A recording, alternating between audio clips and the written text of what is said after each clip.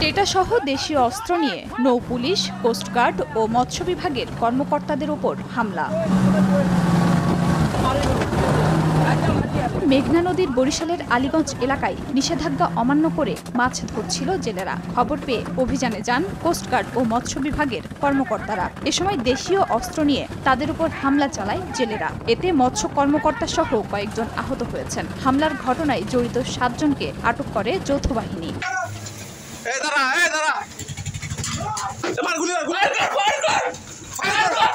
মেঘনা নদীতে দীর্ঘদিন ধরে কুমিল্লার বারেকের নেতৃত্বে বালু ও পণ্যবাহী বিভিন্ন নৌযানে চাঁদাবাজি করে আসছিল একটি চক্র। মঙ্গলবার সকালে দেশীয় অস্ত্র নিয়ে নুনেরটেক এলাকায় মেঘনা নদীতে বালুবাহী নৌযানে চাঁদা দাবি করে তারা। চাঁদা না দেয়ায় বালখেডের 2 শ্রমিককে কুপিয়ে আহত করে চাঁদাবাজরা। খবর পেয়ে নৌপুলিশ অভিযানে যায়। এ সময় চাঁদাবাজরা টেটা সহ দেশীয় অস্ত্র নিয়ে নৌপুলিশের উপর হামলা করলে 3 পুলিশ সদস্য আহত হন। পরে আহত 2 শ্রমিককে ঢাকা মেডিকেলে আনা হয়। এ ঘটনায় আটক করা হয়েছে 2 জনকে।